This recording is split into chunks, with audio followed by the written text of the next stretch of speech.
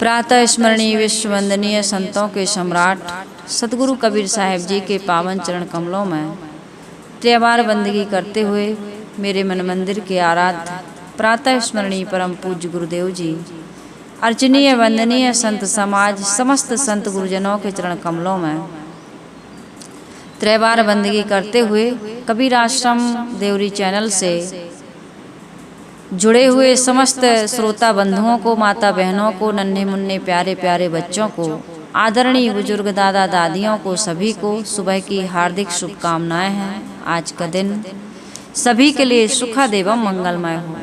आज संतों के सम्राट सतगुरु कबीर साहिब जी का प्रकाट दिवस है, जन्म दिवस, जिसको कबीर जयंती के नाम से सभी लोग मनाते हैं। आज 11 जून है और हमारे यहाँ तो हो चुका है, लेकिन आज पूरे भारतवर्ष में ही नहीं, जहाँ जहाँ सतगुरु कबीर साहिब जी के अनुयायी होंगे वो सभी लोग आज कबीर जयंती के नाम पर भोजन होगा, भंडारा होगा, सत्संग होगा, विचार होंगे, सम्मेलन होगा, गोष्ठियाँ होंगी, है ना।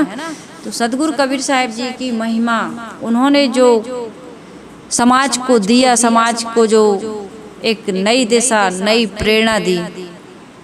और नई का मतलब ये नहीं है कि उनकी नई चीज़ है तो भाई कहते हैं पुराने का महत्व होता है, नए का महत्व नहीं होता है, ऐसा नहीं। सतगुरु कबीर साहिब जी का जो ज्ञान है वो लुप्त हो चुका था, जो वेदों में और उपनिषदों में कहीं कहीं पर मिलता। उपनिषद है, योग दर्शन और भी जो ग्रंथ हैं, इसमें अध्यात्म का जो रस है, सतगुरु कबीर साहिब ने मानो सबका रस निचोड़ करके अपने इस ग्रंथ बीजक में हम सब के लिए इतना कूट कूट करके, इतना निचोड़ निचोड़ करके भरा है कि जो 11 अध्याय इसमें हैं, 11 प्रकरण जैसे कहते हैं। ये चाचर प्रकरण में मैंने क्या कहा कि होली के समय पर गाए जाने वाले गीत को चाचर कहते हैं। तो आज सतगुरु कबीर साहिब जी राग रंग को नष्ट करने के लिए अपना एक अलग से चाचर कह रहे हैं। संसारियों का चाचर तो राग रंग में डुबाने वाला है। संसारियों के गीत कैसे होते हैं? विषय वासनाओं से, मोह से, आसक्ति से सने हुए। लेकिन सतगुरु कबीर साहिब जी हमारे इस पागल मन को इस प्रकार से चाचर कहते हैं या ज्ञान की बातें कहते हैं कि आदमी का मन में जो कचरा है, गंदगी है, उसको दूर करने में सतगुरु कबीर साहिब जी की वाणी बहुत ही सहायक है। तो आज सतगुरु कबीर साहिब जी इस चाचर में बहुत सुंदर सुंदर उदाहरण दे रहे हैं। कई उदाहरण हैं कि मनुष्य का मन कैसे पगला बना हुआ है और वो कैसे संसार की आसक्ति में डूब करके, मोह ममता में डूब करके, विषय वासना में डूब करके अपने इस रत्न तुल्य मानव जीवन को बर्बाद कर रहा है। इस पर सतगुरु कबीर साहिब जी बहुत सुंदर चाचर कह रहे हैं। साहिब कहते हैं, हम सभी लोग गाएंगे लेकिन मिला करके गाएंगे। जारो जग का नेहरा मन बोरा हो, जा मैं सोग संताप समुझी मन हो, तन धन से क्या गर्व सी मन बोरा हो, भस्म कीन जाके साज समुझी हो, बिना नेव का देव घरा मन बोरा हो, बिन कह गिल कीट समुझी मन बोरा, काल भूत की हस्तनी मन बोरा हो, चित्र रचो जगदीश समुझी मन बोरा हो, काम अंध गज बसी परे मन बोरा हो, अंकुश सहियो शीस समुझी मन बोरा हो, मरकट मुट्ठी स्वाद की मन बोरा हो, लीनो भुजा पसारी समुझी मन बोरा, छूटन की संशय परी मन बोरा हो, घर घर नाचूं द्वार समुझी ज्यों सोवे नालनी गयो मन बोरा। यहीं तक पढ़ेंगे हम लोग। ऊंच यहाँ पर, हाँ, लीनो भुजा पसारी समझ मन बोरा हो, छूटन की संशय परी मन बोरा हो, घर घर नाचहु द्वार समझ मन बोरा हो। ये 28 पंक्तियों का है। हम 14 पंक्तियों को लेंगे आज, थोड़ा थोड़ा इस पर विचार करेंगे। सदगुरु कबीर साहिब जी बहुत सटीक और बहुत सुंदर उदाहरण दे रहे हैं। सदगुरु कबीर साहिब जी यहाँ कह रहे हैं कि जारो जग का नेहरा मन बोरा। हमारा मन कैसा बना हुआ है? बोरा। बोरा यानी पागल। सदगुरु कबीर साहिब जी कहते हैं कि हे मन पगले, संसार के राग रंग को त्यागो। इसको त्यागना बड़ा आदमी के लिए कठिन हो रहा है। अनेक जगह पर उसका राग है, केवल प्राणियों और पदार्थों में ही नहीं, पद में, प्रतिष्ठा में, आसमान, कीर्ति, सम्मान में। ये भी एक मोह ही है। जगह लोग, हमारे संत गुरुजन बताते हैं कि प्राणियों में मोह लगाव होता है, उसको मोह कहते हैं, और पदार्थों के प्रति जो आकर्षण है, लगाव, उसको लोभ कहते हैं। कहने का मतलब यही है, परिभाषित शब्द यदि बदल भी जाते हैं, लेकिन लगाव को, चिपकाव को, आकर्षण को जहाँ भी हम करते हैं वो हमारे लिए दुख का कारण है और मन का पागलपन है। तो सदगुरु कबीर साहिब जी कहते हैं कि जो विवेक चूड़ामणि जिनको कहा जाता है, इस चाचर में राग रंग से वैराग कराने वाले सदगुरु कबीर साहिब जी वैराग से परिपूर्ण हैं। एक वैरागी ही तो वैराग की बात कर सकता है, रागी कभी भी वैराग की बात नहीं करता है।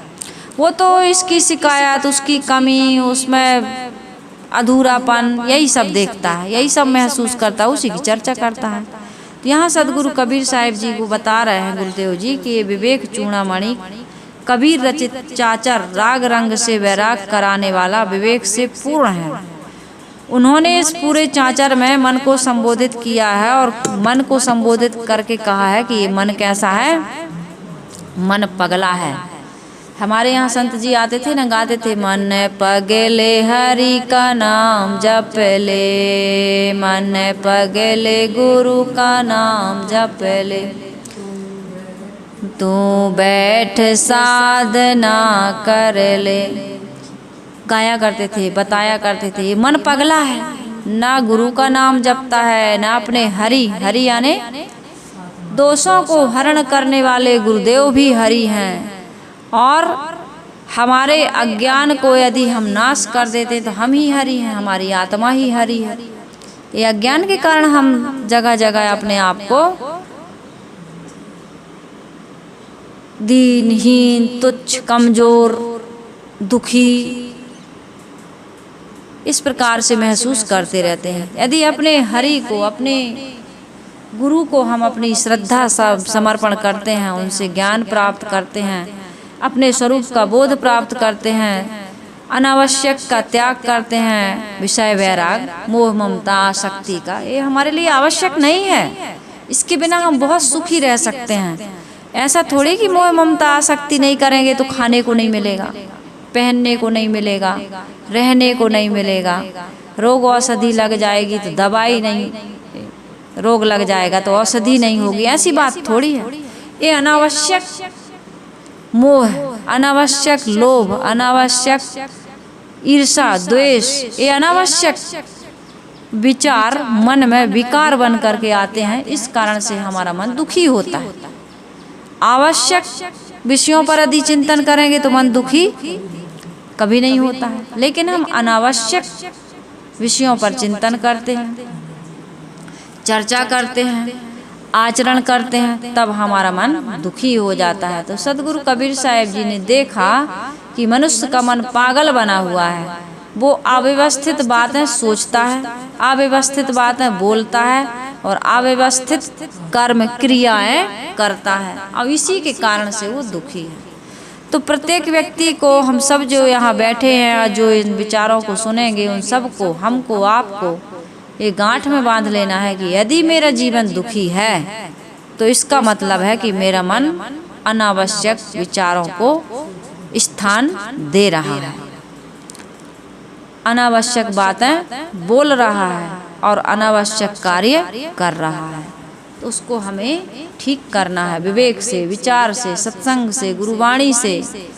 अंतर यह है कि भाई एक पागल ऐसा होता है जो सोचता भी गलत है, बोलता भी गलत है और करता भी गलत है, जो नहीं करना चाहिए। लेकिन एक पढ़ा लिखा सुव्यवस्थित दिखने वाला व्यक्ति वो सोचता गलत है, भले बोलता गलत नहीं है, करता गलत नहीं, लेकिन अंदर अंदर सोचता वो गलत ही है। जैसे एक मन में विकार भरा है, लेकिन वो व्यक्ति कह रहा है नहीं हमारे अंदर कोई विकार नहीं है, हमारे अंदर कोई बुराई नहीं है, हमारे अंदर कोई वासना नहीं है, हमारे अंदर कोई काम क्रोध आदि जितने भी दोष दुर्गुण हैं मन के, तन के और वचन के, हमारे अंदर कुछ भी नहीं। तन मन वचन के कितने दोष अंशु, कितने दोष हैं तन के, मन के, वचन के? मानसी तुम बताओ, तन मन वचन के कितने दोष? रीना, तन मन वचन के कितने दोष? माता जी, तन मन वचन के कितने दोष हैं? ममता साहब तुम बताओ कौन कौन से?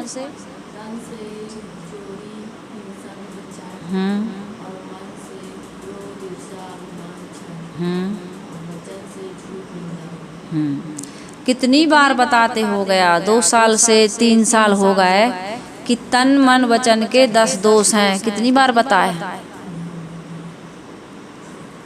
मन के दोष ईर्षा क्रोध मान छल, वचन के दोष गाली निंदा झूठ, और तन के दोष चोरी हिंसा व्यभिचार। इनका त्याग होना चाहिए। याद नहीं? क्यों नहीं है याद? इतने दिन से सुन रही हूँ, क्यों याद नहीं? मन ऐसा नहीं है कि आपको कुछ भी याद नहीं है, कुछ याद नहीं रहता, रहता है कि नहीं रहता? तो ये विचार करो कि क्या याद रहता है हमको, क्या ये जरूरी है जो याद है, और जो याद नहीं है वो हमें जरूरी था कि नहीं था? ये चीज हमको याद रखनी चाहिए कि नहीं रखनी चाहिए? इस पर विचार करो। आदमी साधना क्षेत्र में आ जाता है, ये किसी को मैं उलाहन नहीं दे रही हूँ, मैं अपने लिए भी कहती हूँ। हम साधना के क्षेत्र में आ गए, आत्म कल्याण हमें करना है, दुखों से मुक्ति लेना है ना, आवागमन के चक्र से मुक्त होना है। इसी कारण से तो साधना में आए हैं कि भाई संसार में दुख है, तो अब दुख मिटेगा कैसे यही पता नहीं। जिस साधन से हमारा दुख मिटेगा उस साधन को अपना नहीं रहे, उसके अनुसार उस मार्ग पर चल नहीं रहे, तो कैसे हमारा दुख मिटेगा? ना हमारा दुख मिटेगा और ना हमारे द्वारा दूसरे का दुख मिटेगा। हम दुखी हैं और दूसरे को भी दुखी करते रहेंगे हमेशा। तो ये बात याद नहीं है कि तन मन वचन के कितने दोष। तो यहाँ पर मैं ये कह रही थी कि जो व्यक्ति बाहर से कहता है कि नहीं हमारे अंदर कोई कमी नहीं, कोई कमी नहीं, तो उसको दुखी नहीं होना चाहिए। और जो व्यक्ति दुखी है, सीधा सा सिद्धांत है, वो व्यक्ति अंदर से उसके कमी है। ऊपर से तो वो अच्छा कहता है, राग नहीं है, द्वेष नहीं है, क्रोध नहीं है, अहंकार नहीं है, ममता नहीं है, किसी से बैर विरोध नहीं है, हम तो बड़े साफ सुथरे सुलझे हुए व्यक्ति हैं, हम तो कभी किसी का बुरा सोचते नहीं हैं। कितना डींगा हाँकते हैं आदमी, तो फिर दुखी क्यों? हम आप दुखी क्यों हैं? इसलिए कि हमारी आशाएं, अपेक्षाएं, हमारी कामनाएं, चाहनाएं, वासनाएं, हमारे मनोविकार, हमारे दोष दुर्गुण अभी हमने जीते नहीं। तो यही है कि भाई एक बाहर से पागल होता है, जो सोचता है वही बोलता है और जो बोलता है वही करता है। मिट्टी खाता है, कपड़े फाड़ लेता है, कहीं भी गंदगी में पड़ा है, नाली में पड़ा है, जो नहीं खाना चाहिए वही खा लेता है। जूता है, चप्पल है, किसी के फटे पुराने सामान, उसी को लेके बटोर के है हमारा सामान है, उसी के लिए लड़ रहा, बोल रहा, बिना मतलब कि अकेला लड़ता है, पागल। और हम भी ऐसे ही पागल हैं, बिना मतलब के। भाई तुम्हारा विचार अलग है, तुम्हारा काम अलग है, तुम्हारे संस्कार अलग हैं, तुम्हारी सोच, तुम्हारा काम करने का तरीका, तुम्हारी जिम्मेदारियां, तुम्हारी ज़रूरतें, घर परिवार समाज में हर कहीं अलग अलग है। तुम्हें उसमें दखलंदाजी कर, तुम अपना काम करो। सदगुरु श्री विशाल साहिब जी कहते हैं, कोई कैसा करे न तुमसे मतलब। उन्होंने कहा है अपने ग्रंथ में विशाल वचनामृत में, कोई कैसा करे न तुमसे मतलब। हमें बड़ा मतलब है दूसरे से, अब ये दूसरे से मतलब रख कर के जो अपने आप से मतलब रखना था उसको हमने इग्नोर कर दिया, नज़रअंदाज कर दिया, इसलिए हमारा जीवन दुखी हो गया। भीतर से हम पागल हैं लेकिन बाहर से बड़े सुंदर बनने के प्रयास करते हैं। सदगुरु कबीर साहिब जी कहते हैं, जिसका भीतरी पागलपन ज़्यादा बढ़ जाता है उसका बाहर भी उभर करके आता है। वाणी में, कर्मों में, विचारों में वो गाली देने लगता है, निंदा करने लगता है, सत्य भाषण करने लगता है, व्यभिचारी हो जाता है, हत्या कर देता है, चोरी करता है, डाका डालता है, राहजनी करता है, छल कपट पूर्वक दूसरे का धन हड़पता है। अन्य दुराचार भीतरी पागलपन का प्रकाशन है। इतना ही नहीं, मैं शरीर हूँ, शरीर मेरा है, ये दुनिया के धन दौलत तथा प्राणी पदार्थ मेरे हैं, ऐसा मानना ही क्या है? क्या है? पागलपन है। पागलपन ऐसा मानना कि मैं शरीर हूँ, मैंने अभी जो बताया, ऐसा मानना क्या है? पागलपन। और हम यही मान रहे हैं कि मैं शरीर हूँ और मेरा शरीर है, ये दुनिया के धन दौलत प्राणी पदार्थ मेरे हैं, मेरा नाम नहीं, मेरा इतना नाम है, तुमने मुझे कैसे कह दिया? इतने लोग मुझे जानते हैं, तुमने कैसे मेरे अपमान कर दिया? इतने लोग मुझे अच्छा कहते हैं, मुझे फूल माला चढ़ाते हैं, प्रशंसा करते हैं, बाकी लोग तो मुझे बहुत अच्छा कहते हैं, तुमने कैसे मुझे ऐसे समझ लिया? दुखी है आदमी, जबकि ना नाम है, ना रूप है, ना मेरा ये शरीर ही है। अभी पागल हो जाएं हम तो ये पढ़ा पाएंगे, ये बोल पाएंगे, ऐसा सोच पाएंगे। और मैं पागल नहीं हूँ तो बहुत कुछ तो मेरे हाथ में है, लेकिन कुछ चीज़ें ऐसी हैं कि जो प्रकृति के और प्रारब्ध के हाथ में, पूर्व जन्म के संस्कारों के हाथ में भी होता है। अभी मेरे शरीर में कोई रोग लग जाए तो इसका मतलब मैं संयम करती हूँ इसलिए बीमार नहीं है, तो एक पक्ष हुआ। कितने संयमी लोगों को भी कैंसर हो जाता है, अटैक आ जाता है। हमारे गुरुदेव जी का शरीर हार्ट अटैक में छूटा है, क्या वो संयमी नहीं थे? कितने लोगों को कैंसर हो जाता है, कितने लोगों को वायु विकार हो जाता है, कई प्रकार के रोग हो जाते हैं। हाँ, तो क्या उनका जीवन संयमित नहीं थे? वो संतों की बात कर रही हूँ मैं, ग्रस्तों की नहीं। कितने भक्त लोग इतना संयमित जीवन, योगा कर रहा है, प्राणायाम कर रहा है, मॉर्निंग वॉक करते हैं, सादा सिंपल खाते हैं, कभी भंडारे में नहीं जाते, किसी की शादी विवाह में पार्टियों में नहीं खाते, घर का ही खाते।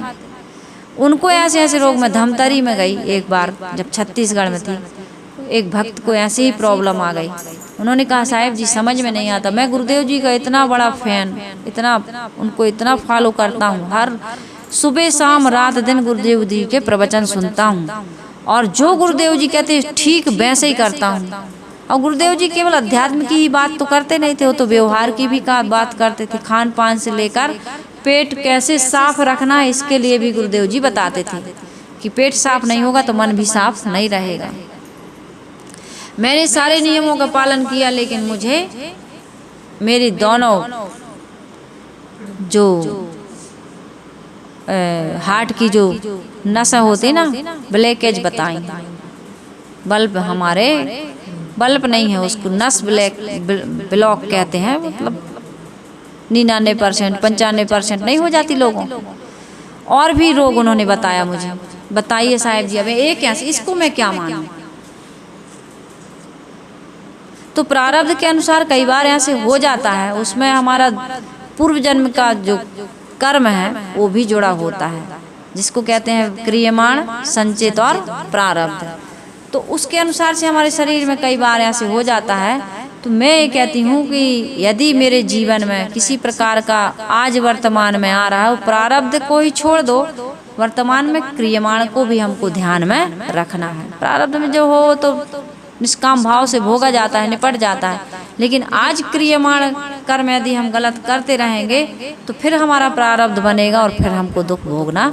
आज वर्तमान, पहले के प्रारब्ध को तो हम नहीं बदल सकते, लेकिन आज के क्रियमाण को हम सही कर सकते हैं, यानी कि रोकने को बताते हैं यहाँ। लेकिन भाई एकदम से तो पूरा तो नहीं रोक सकते आप, कि देखोगे नहीं, कि सुनोगे नहीं, कि सोचोगे नहीं, कि बोलोगे नहीं, कि खाओगे नहीं, कि मिलोगे नहीं, क्या नहीं करोगे। जब तक जीवन है, प्रारब्ध यात्रा चल रही, तब तक सब कुछ करना पड़ेगा। लेकिन ये मानिए कि विषयों में सुख है, यदि ये मानते हैं तो ये मानिए कि हम पागल हैं। धन में सुख है, शरीर में सुख है, पद में सुख है, रूप या जवानी या किसी प्रकार की क्रियाओं, भोग क्रियाओं में सुख है, खाने पीने, देखने, सुनने, सूंघने, चखने में, तो वहाँ पर सुख नहीं है। ये अच्छी तरह से समझने की आवश्यकता है। यदि आप नहीं समझ रहे तो आप और हम पागल हैं। सदगुरु कबीर साहिब जी कहते, तू इस बात को भली भांति समझ ले कि संसार का मोह तेरे लिए फंसाने का कारण है। जारो जग का नेहरा मन बोरा हो। जारो का अर्थ क्या होता है? जारो जग का नेहरा। इसमें जारो को संज्ञा तथा क्रिया दोनों रूप में मानकर उसका अर्थ किया जा सकता है। जारो का शुद्ध रूप है जार, जिसके दो अर्थ होते हैं, जाल तथा पर स्त्री से प्रेम करने वाला, उसको जार कहा जाता है। यहाँ पहला अर्थ ही उपयुक्त है, जाल। जारो का ज्यों कहते हो यदि हम अर्थ लगाएं तो इसका अर्थ क्या होगा? साहेब कह रहे हैं, पगले मन, तू जिस प्राणी में मोह कर रहा है, जिन्हें अपना मान रहा है, वे तो फंसाने के लिए जाल हैं, और तू उसको जला दे। चाहे वो प्राणी हो, चाहे पदार्थ हो, तू उन्हें अपना मत मान। ये मत सोच कि यहाँ से सुख मिलेगा। सुख क्या? न तुम्हें सुख मिलना है, न तृप्ति मिलनी है, न अमरता मिलनी है, न मुक्ति मिलनी है। संसार के जितने भी भोग हैं, इसमें चाहे जितने वर्षों तक छक करके भोगो, पूर्णता का अनुभव थोड़े समय के लिए, एक सेकंड के लिए आपको, हाँ गुलाब जामुन खाई, बड़ा गट्ट से नीचे उतर गई, मुंह में कब तक रखोगे? यहाँ जीभ की सामने, यहाँ है स्वाद, जब चखते हो तो यहाँ सामने में चखते हो ना। जीभ की भी अलग अलग काम है। इतनी बड़ी जीभ में स्वाद की जो शक्ति है वो यहाँ सामने पर है।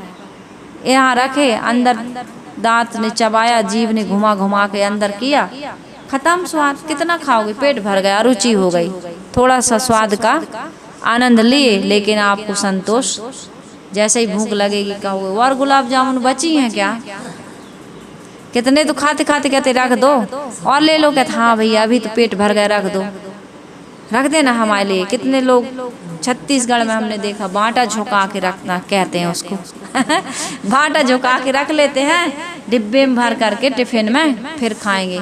खाते रहो, खाते खाते युग गया, युग बीत गया, अनादिकाल का समय बीत गया। देखते सुनते सूंघते चखते, जब आज तृप्ति नहीं मिली तो आगे कैसे होगी? लेकिन ये विवेक हमको नहीं, हम पगला है कि नहीं है? साहिब कहते हैं, जारो जग का नेहरा मन बोरा हो, जामे सोग संताप समुझ मन बोरा हो। ये में क्या है? शोक और संताप है। हे मन बोरा, हे पगला, तू समझ जा, इसके मोह को जला दे, आसक्ति को जला दे। सदगुरु कबीर साहिब जी कहते हैं, इसमें बड़ा शोक और संताप है, इसमें जल रहे हो, तप रहे हो, दुखी हो रहे हो। साहिब कहते हैं, तन धन से क्या गर्व सी, तन और धन से क्या गर्व करते हो? 4 दिनों में शरीर ढीला ढाला हो जाता है। अब तो साहिब अब नहीं होता काम, अब तो हमारा शरीर थक गया, अब हमसे चला नहीं जाता, अब हमसे उठा बैठा नहीं जाता, अब ध्यान साधना नहीं होती, व्यवहार के काम भी नहीं होते, अब साहिब दिखता नहीं, साहिब अब सुनाई नहीं देता, साहिब अब घुटनों में दर्द है, कहते हो कि नहीं? कमर में दर्द है, और कहीं दर्द नहीं है। फिर भी एक भक्त ने फोन किया, साहब 95 साल का हूँ, कोई रोग नहीं है, लेकिन शक्ति जो मिलती है वो धीरे धीरे घटती जाती, घटती है कि नहीं? अपने आप घट जाती है। तो साहिब कह रहे हैं, हे मन बोरा, तन धन से क्या गर्व सी मन बोरा हो, भस्म कीन जाके साज समुझ मन बोरा हो। जैसे अंजलि में पानी लेकर के आप बैठे हों, धीरे धीरे अंजलि का पानी रिस जाता है। इसी प्रकार से बच्चा माता के गर्भ से लेकर के शरीर छोड़ने लगता है, गर्भपात हो जाता है कि नहीं? पैदा होते ही मर जाते हैं। बूढ़े नहीं होगे, शरीर कमजोर नहीं होगा तो भी मर जाओगे, और एक दिन जीते रहो तो ये तो होना ही है ना। अकेलापन, अकिंचनता, असमर्थता सबके जीवन में आनी है। शरीर एक दिन राख होगा ही, इसलिए हमको भजन कर लेना चाहिए।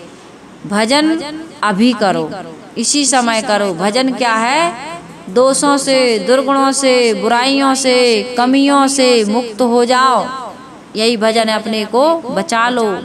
वहाँ दुख है, पीड़ा है, संताप है, आवागमन है, भवचक्र है, उससे अपने आप को बचा लो। साहब यही निवेदन हम सबके बीच सदा करते रहते हैं कि भाई अपने को बचाओ बचाओ। कई प्रकार के उदाहरण दे दे करके साहब कहते हैं शरीर, परिवार, समाज, पद, प्रतिष्ठा, धन, वैभव वैसे क्षणिक है कैसे, जैसे बिना नेव का देव घरा मन बोरा हो। कोई गिलाओ, पहले तो गिलाओ में घर बनते थे, कच्ची मिट्टी, गिलाओ सान करके, गारा बना करके, और उसको क्या कहते थे, वो ईंट को क्या कहते थे?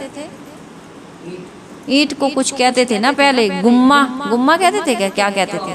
चौका, गुम्मा, यही सब बोलते थे। अब तो पक्की ईंट और पक्का मसाला हो गया, सीमेंट का और रेती का। साहब कहते हैं भाई कोई ऐसा व्यक्ति हो जो घर बना रहा हो, उसमें गिलाव ही न लगाए, ऐसे ईंट रख दे।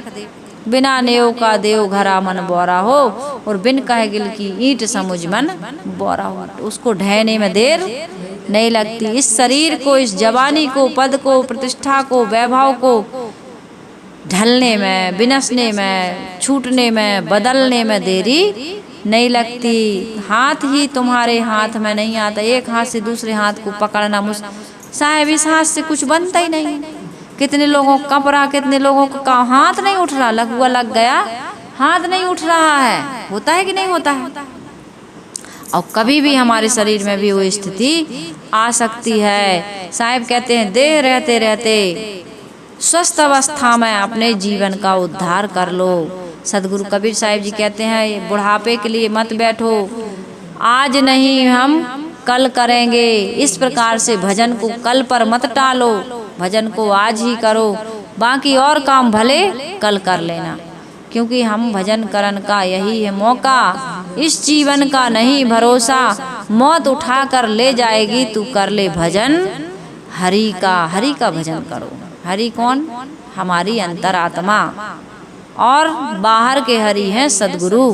सदगुरु की भक्ति करो और अंतरात्मा में स्थिति करो, यही हरि की भक्ति है। ध्यान रहेगा ये बात। भक्ति, हरि की भक्ति क्या है रीना? है क्या? जोर से बोलो, क्या है हरि की भक्ति? हाँ, हरि की भक्ति कैसे करोगे? चलो मानसी तुम बताओ, हरि की भक्ति कैसे करोगे? क्या बताई मैं? हरि की भक्ति कैसे करोगे? अभी अभी हमने क्या बताया? हरि कौन है, कैसे करेंगे हरि की भक्ति? अब भी बताई हूँ। अब भी हरि की भक्ति कैसे करोगे? नहीं पता, किसी को नहीं पता। मैंने ये कहा कि हरि की भक्ति सगुण रूप में, साकार रूप में, बाहर हरि की भक्ति कैसे करोगे? गुरु के प्रति समर्पित भावना, समर्पण की भावना, साक्षात गुरु। साकार गुरु कौन है? ये साकार हरि कौन है? गुरु। साकार हरि कौन है? गुरु। उनकी भक्ति करो। उनकी भक्ति के बिना ज्ञान नहीं मिलेगा। समझा करो बातों को। साकार हरि ये पत्थर, पेड़, पहाड़ नहीं है, ये पानी में जल, सूर्य को जल चढ़ा रहे प्रकृति है। इसका संरक्षण करो, इसकी सुरक्षा करो, इसका वर्धन करो। पेड़ मत काटो, पानी को, कोई नदी है, तालाब है, गंदा मत करो, है ना। लेकिन हरि यदि बाहर आप मानते हैं तो केवल सदगुरु हैं, संत हैं। उनकी भक्ति कैसे करोगे? उनके प्रति श्रद्धा रखो, समर्पण की भावना रखो, उनके पास बैठो, उनकी सेवा करो, तब तो वो ज्ञान देंगे आपको, और वो ज्ञान उतरेगा अंदर में। जब भाव ही नहीं होगा, भक्ति के बिना भाव नहीं होता, भाव के बिना भक्ति नहीं होती, और जब भाव ही नहीं है, भक्ति ही नहीं है, तो तुम्हारे अंदर ज्ञान ठहरेगा कैसे? और ज्ञान नहीं होगा तो विवेक विचार के बिना हमारा वैराग नहीं जग सकता है।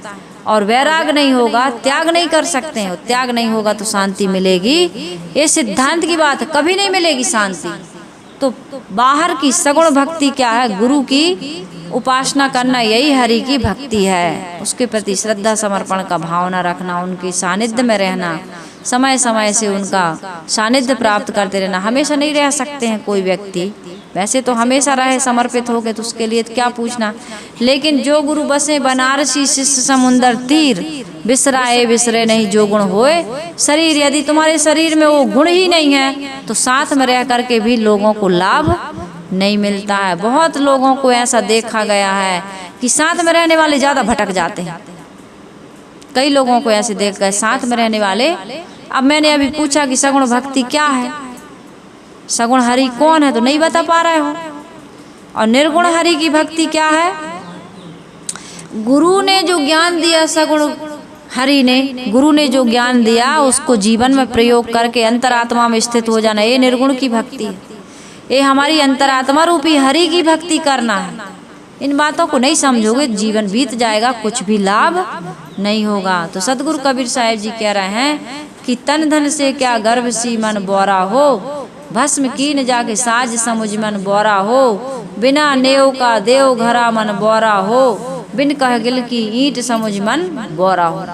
बिना गारे की ईंट की तरह हमारा शरीर है। संसार के जितने भी संबंध हैं वो ऐसे ही हैं जैसे बिना गारा की ईंट कभी भी ढह सकती है। शरीर ही छूट जाएगा तो संबंध की क्या बात।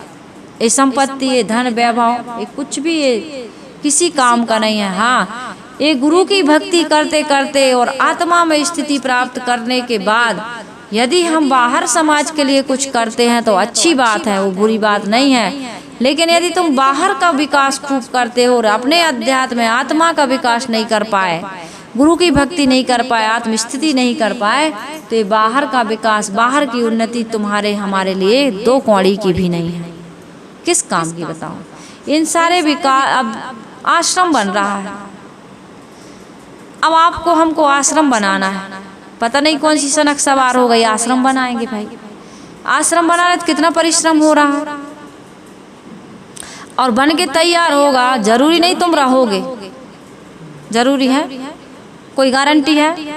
ए हमने अभी मकान बनाया, अभी उद्घाटन हुआ है, अभी तुम कैसे आ गए, अभी तुम कैसे रोग लग गया, किसी पर कंप्लेंट कर पाओगे, केस मुकदमा दायर कर पाओगे? मैंने अभी बना के खड़ा किया है घर है आश्रम, अभी शादी की है, मेरा पति कैसे मर गया, मेरी पत्नी कैसे मर गई, अभी मेरा बच्चा पैदा हुआ कैसे मर गया? किस पर केस ठोकोगे बताओ, किस पर मुकदमा करोगे? अभी हम जवान हुए, रोग कैसे लग गया? अभी तो जवानी में ही, बचपन में बाल पक गए, किसी को मुकदमा ठोक पाओगे? ये बाल कैसे पक गए?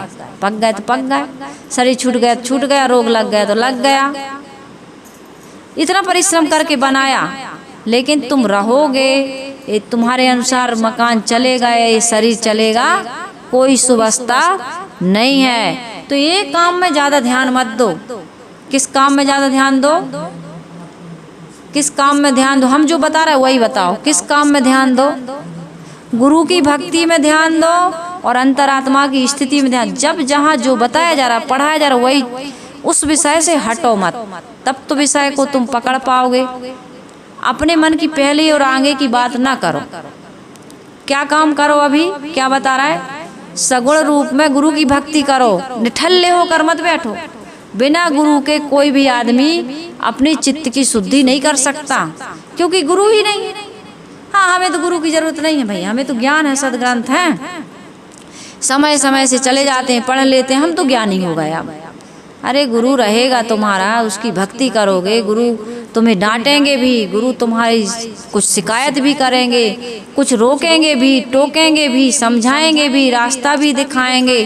तुम्हें मनमानी नहीं करना है, वहाँ मन ही को तो मारना है। गुरु के बताए हुए रास्ते पर चलना है, अपने मनमानी नहीं करना है। जब इस प्रकार से मन को मार दोगे, इस प्रकार से मन को शुद्ध कर लोगे, सुबस कर लोगे, गुरु के अनुसार अपने मन को निर्मल पवित्र कर लोगे, तभी वहाँ तक अंतरात्मा तक पहुँच पाओगे। तो मन ही में अटक के रह जाओगे। अपने मन की बातों को, हम आप सभी लोग यही करते हैं, मैं भी इस दौर से गुजरी हूँ, तब बता रही हूँ। हमको अपने ही सिद्धांत, अपनी ही विचार, अपनी ही बातें, अपने ही जीवन के सारी अच्छाइयाँ दिखती हैं, हमसे अच्छा कोई नहीं। हाँ, सामने वाला तो ऐसा है। हमारे जो सिद्धांत, हमारी जो मान्यता, हमारी जो भावना, हमारे जो कर्म, वही ठीक है, वही सही है। इस प्रकार से हमारे मन के चपेट में हम आ जाते हैं, फिर हमारा काम नहीं हो पाता। तो यहाँ पर सदगुरु कबीर साहिब जी ने कहा है कि बिन कहगिल की ईंट समझ मन बोरा हो। आगे साहिब कह रहे कालबूत की हस्तनी मन बोरा हो, चित्र रचो जगदीश समझ मन बोरा हो, काम अंध गज बस परे मन बोरा हो, अंकुश सहियो शीश समझ मन बोरा हो। कालबूत की हस्तनी, कालबूत का मतलब क्या होता है साधना बताओ? कालबूत किसे कहते हैं? एक कालबूत का कई बार आ चुका है बीजक में, और मैं कई बार बता चुकी हूँ। कालबूत अर्थात हाँ, नकली, बनावटी। इस संसार का सब कुछ है, हम आत्मा के अलावा सब बनावटी। इसलिए बनावटी है क्योंकि एक रस नहीं रहता।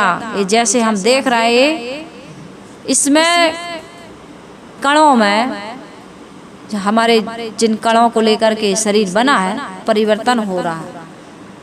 मैं जो बोल रही हूँ ना, मेरे अंदर ये बोलने से मेरे शरीर के कण टूट रहे हैं। मेरी श्वास, मैं श्वास ले रही हूँ, उससे भी मेरे शरीर के जो सेल्स हैं वो कमज़ोर हो रहे हैं, टूट रहे हैं। शरीर में जो क्रिया हो रही है ना, वो उसी रूप में नहीं है। ये शरीर धीरे धीरे पक जाता है, पता नहीं चलता। तो इसलिए इसने यहाँ पर लिखा है कि ये कालबूत का है, बनावटी है, नकली है, असली नहीं है। किसी के चेहरे को देखकर, किसी की आवाज़ को सुनकर, किसी की धन संपत्ति, वैभव को, परिवार को, पुत्र को देख कर के जो हम और आप आकर्षित हो रहे हैं, ये कालबूत है, नकली है, बनावटी है, दिखावा है। ये ऐसे ही रहने वाला नहीं है, इसमें आकर्षित मत हो। यदि हम इस प्रकार से अपने मन ऐसा ज्ञान का दीपक जला करके रखते हैं तो कभी अज्ञान का अंधकार नहीं होता है। साहिब कहते हैं कालबूत की हस्तनी मन बोरा हो, चित्र रचो जगदीश। ये जगदीश कौन है? हमारा मन। मन ही हमारा जगदीश बना हुआ है, जगत का ईश। ये सारा संसार हमारे मन में ही तो समाया। और मेरी मान्यता के अनुसार, मेरे मन के अनुसार संसार दिख रहा है मुझे। संसार जैसा है वैसा थोड़ी दिख रहा है मुझे तो मेरा संसार मेरे अनुसार दिख रहा है। शरीर, परिवार, समाज, पद, प्रतिष्ठा, वैभव क्षणिक होते हुए भी ये बिना नियोग के देव के समान है। इसलिए सदगुरु कबीर साहिब जी कहते हैं भाई इसमें फंसो मत। जंगल में एक गड्ढा खोद दिया जाता है और उस पर गहरे गड्ढे के ऊपर कुछ टाट रख दिया जाता है। थर्मोकोल की हथनी बना करके उस गड्ढे के ऊपर, टाट के ऊपर खड़ी की जाती है। कामान हाथी आता है स्पर्श विषय के सुख को लेने के लिए, और जैसे ही हथनी के पास जाता है गड्ढे में, अब हाथी का तो वजन ज़्यादा होता है, गड्ढे में गिर जाता है। पीलवान कई दिनों तक उसको भूखा प्यासा रख करके उसको त्रास देता है। अंकुश से उसको फिर जब वो बिल्कुल कमज़ोर हो जाता है तो कहते हैं गड्ढे से निकालते हैं, फिर उसको ट्रेनिंग देते हैं। अंकुश के इतना सा अंकुश कितना बड़ा रहता है, छोटा सा अंकुश, उसके इशारे पर हाथी चलता है। हमारा मन कोई छोटी मोटी वस्तु नहीं है। मैंने कई बार कहा है और ये मैं मानती हूँ कि मन सबसे बड़ी शक्ति है। यदि आत्मा के बाद संसार में कोई शक्ति है तो वो मन है। ये मन के ही कारण से संसार में इतना ज्ञान विज्ञान, आत्मा में तो है ही ज्ञान, लेकिन यदि मन ना हो हमारा तो ये ज्ञान विज्ञान का हम विकास नहीं कर सकते हैं। तो इसलिए ये मन रूपी हाथी हमारा क्या हो जाता है, कालबूत की हथनी में फंस करके प्राणी में, पदार्थ में, पद में, प्रतिष्ठा में, यही अंकुश वो। अब हमारा किसी लड़की से मोह हो गया, लड़के से मोह हो गया, पत्नी से मोह हो गया, बच्चों से मोह हो गया, किसी से भी मोह है, अब उनके अनुसार चलते हैं। अब बब्बा चाहते हैं भजन करें, लेकिन उनका नाती गोद में आ गया और उसको भगा नहीं सकते। बब्बा की ये मजबूरी है कि बब्बा नाती को, पोता को भगा नहीं सकते। नाना दादा कहाँ भजन करेंगे। अब वो बैठे थे ध्यान में, आ गया बैठ करके, कान ऐंठ दिया, बाल खींच दिया, कुर्ता तान दिया, अब कैसे करोगे, ध्यान करोगे? छोटा सा बच्चा आ गया घुटने के बल पर या चल करके, अब वो तुम्हारा ध्यान वहीं जा रहा कि गिर न जाए, आग न पकड़ ले, पता नहीं कहाँ चला जाए, सीढ़ी पे न चढ़ जाए, सामान को ना उलट पलट दे, पुस्तक ना फाड़ दे। ध्यान कर पाओगे? सत्संग कर पाओगे? भजन कर पाओगे? नहीं कर पाओगे। तो यही मोह है। साहब कह रहे हैं ये क्या है? आदमी के मन का मोह। यही क्या बन गया? नकली हाथनी, ये नकली नकली चीजों में। और बब्बा की जरूरत नहीं है पोता को, उसको तो सब मतलब के साथी बड़े हो जाते, कौन किसको पूछता है? पत्नी तक तो पूछती नहीं, पति भी नहीं पूछता। बच्चे पैदा हुए, पति पत्नी का प्रेम घट जाता है, मोह घट जाता है। और बच्चा भी बड़ा हुआ, दूध पिया तो खिलौने से खेलता है, थोड़ा और बड़ा हुआ फिर मम्मी पापा की जरूरत नहीं। मम्मी पापा की तो एटीएम के तौर पर जरूरत होती है, पापा ये चीज चाहिए, और पापा ने नहीं दी, मम्मी ने नहीं दी, तो फिर देख लो बच्चों का कितना प्रेम रह जाता है। तो ये संसार है, एक कालबूत की हाथनी बना हुआ है पूरा संसार, और मन आदमी का बना हुआ है उन्मत्त हाथी की तरह, खुद फंसता है और जीवन भर। गुरुदेव जी ने कहा है कि एक बार यदि शादी के चक्कर में कोई फंस जाए, या किसी लड़की लड़का के मोह के चक्कर में फंस, देखते नहीं क्या क्या कांड हो रहा है। आप मीडिया के माध्यम से, यूट्यूब के माध्यम से देख सुन सकते हैं, टीवी भी लोग आजकल अभी भी टेलीविज़न देखते हैं। देखो कैसी कैसी घटनाएं घट रही है, कालबूत की हस्तनी यही के कारण हो रहा है। अपने पति को मार रहे हैं, बच्चों को छोड़ के भाग रहे हैं, कितने कितने कांड हो रहा है। माता पिता को छोड़ के भागना तो एक आम बात हो गई। अब अपने जीवन को कितना बर्बाद आदमी कर रहा है। सतगुरु कबीर साहिब जी कहते हैं, जैसे उस हाथी को भूखा प्यासा रख करके फिर गड्ढे से निकाल कर अंकुश के सहारे चलाया जाता, आदमी भी ऐसे ही चल रहा है, अपनी सुबह जिंदगी को परवश कर रहा है। ये कितनी बड़ी आदमी की मूर्खता है। सतगुरु कबीर साहिब जी बड़े दुखी हुए इस बात को देख करके, सुन करके। दुनिया की दुर्दशा को उन्होंने जब नज़दीक से देखा तो उनसे रहा नहीं गया। उन्होंने लोगों को समझाने का प्रयास किया कि काम वासना ही फांसी है, फांसी का तख्ता है, और जो एक बार चढ़ गया वो तो फांसी पर जो चढ़ता है वो एक ही बार मरता है, लेकिन जो काम की फांसी, क्रोध की फांसी, लोभ मोह की फांसी पर जो चढ़ता है उसको बार बार चढ़ना और उतरना पड़ता है, और उसका उद्धार कभी होता नहीं। सुख शांति से वो आदमी कभी जी नहीं पाता। सतगुरु कबीर साहिब जी कह रहे हैं आगे, मरकट मुट्ठी स्वाद की मन बोरा हो, लीनो भुजा पसार समझ मन बोरा हो, छूटन की संशय परी मन बोरा हो, घर घर नाचे द्वार समझ मन बोरा हो। बंदर को भी देखा नहीं होगा आप लोगों ने, सुना होगा कि जो बंदर को पकड़ने वाला कलंदर होता है, वो एक सकरे से मुंह वाले सुराही जिसको कहते हैं, बर्तन में कुछ भर देता होगा, ऊपर फूटा डाल देता है, और बंदर आता है चना के लोभ में हाथ घुसाता है, ऐसे हाथ डालता है। बंदर का हाथ कितना पतला होता है, देखना अपने आश्रम में बंदर आते हैं, हाथ देखना, भगाने तो बहुत जाते हो, बंदर का हाथ देखना तो पतला सा हाथ सुराही में घुसाता है, लेकिन जब वो मुट्ठी बांध लेता है और कहता है कि चना निकले, तो मुट्ठी में थोड़ा ऐसे फैल जाता ना, ऐसे करके आप डालोगे ऐसे तो कुछ अलग है, मुट्ठी बनाता है तो हाथ नहीं निकलता। और लोभ है उसको चने का, तो वो चना की मुट्ठी वाली, चना वाली मुट्ठी को खोलता नहीं, तो उसको क्या भ्रम हो जाता है कि इस सुराही ने मुझको पकड़ लिया, और कलंदर के द्वारा इतने में वो पकड़ लिया जाता है, और फिर घर घर जा कर के वो नाच दिखाता है।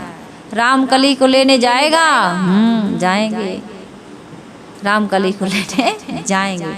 सब रामकली के चक्कर में संसार के लोग, कोई रामकली तो कोई कृष्ण कला, सब फंसे कि नहीं फंसे। यदि मुट्ठी छोड़ दोगे तो फिर मुक्त हो सकते हो। ये मुट्ठी को खोलो। हम मुट्ठी बांध के आए थे संसार में, अब अभी भी मुट्ठी बंधा ही है, खुल नहीं रही। मरते समय कहते हाथ पसार के जाते, हमने तो देखा नहीं किसी मृत व्यक्ति को अभी इतने नज़दीक से, है? लेकिन भाई जीवन भर मुट्ठी बांधे बांधे रहे तो मरने के बाद खुल भी जाएगी तो क्या है, संस्कार तो तुम्हारा बंधने का बन के गया। तो इसलिए सतगुरु कबीर साहिब जी कहते हैं कि मरकट मुट्ठी स्वाद की मन बोरा हो, और लीनो भुजा पसार समुझ मन बोरा हो, छूटन की संशय परी मन बोरा हो, घर घर नाचे द्वार समुझ मन बोरा हो। हम भी नाच रहे इस खानी में उस खानी में, पत्नी के सामने, बच्चों के सामने, देवी देवताओं के सामने, मंत्र के सामने, तंत्र के सामने, ओझा बैघा के सामने, मरी मसान, कितने आदमी को भय है, सब के सामने नाच, हाथ जोड़ रहा है भैया, हे देवी देवता, हे गंगा मैया, अब ले पानी को गंगा मैया, हे बट देवता, पीपल के देवता, रक्षा करना। क्या रक्षा करेंगे? मोह बनाए, आसक्ति बनाई हमने, बंधन बनाए हमने। हे भगवान रक्षा करना, कृपा करना। कौन कृपा करेगा बताओ? ऐसी कृपा करने लगते भगवान तो संसार में दुख ही क्यों रहता? कोई ऐसी शक्ति नहीं है, कोई ऐसा भगवान नहीं है जो हम लहसुन प्याज खाएं और दुर्गंधी की डकार ना आने दे। आज तक ऐसा नियम प्रकृति में देखा नहीं गया है। तो भाई तुम मोह बनाओगे तो भगवान काटने थोड़ी आएगा ऐसे कैंची लेके, काट दिया, ले और मेरा नाम ले रहे थे, मोह काट दिया मैंने। नाम लो, चाहे अगरबत्ती लगाओ, चाहे गंगा जल में डुबकी लगाओ, कुछ भी कर लो, मोह कटने वाला नहीं है, लोभ घटने वाला नहीं है। विषय वासना को, आसक्ति को, निरर्थक क्रियाओं को हमको त्यागना होगा। सूरवीर बनो, आपन तेज सम्हारो आपे, तीनों लोक हांपते कांपे, कोवस काज कठिन जग माही, जो नहीं होए तात तुम पाही, कोई न काहू सुख दुख कर दाता, और निज कृत कर्म भोग सुनो भ्राता। ग्रंथ बता रहे हैं, संत महापुरुष समझा रहे हैं कि अपने कर्मों को सुधारो, इसके अलावा संसार में सुख की कहीं कोई गुंजाइश नहीं है। जितना सुबह होते जाओगे उतना शांत, और जितना निर्मल पवित्र होते जाओगे उतना प्रसन्न होते जाओगे। ये वैज्ञानिक तथ्य है, इसमें कोई देवी देवता भूत प्रेत आदि की कोई दखलंदाजी नहीं है कि देवी देवता वरदान दे देंगे कि भूत प्रेत चिपक के तुमको परेशान करेंगे, कुछ भी नहीं है ऐसा।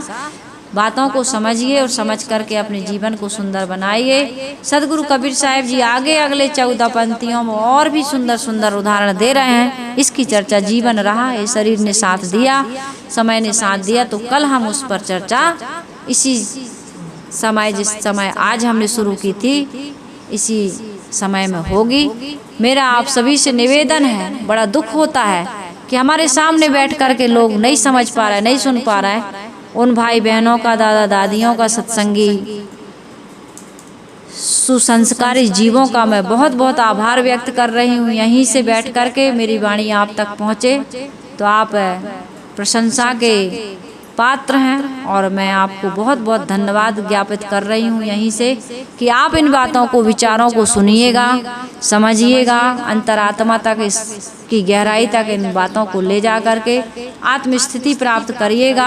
मेरी मेहनत को, मेरे परिश्रम को सफल और सार्थक बनाइएगा।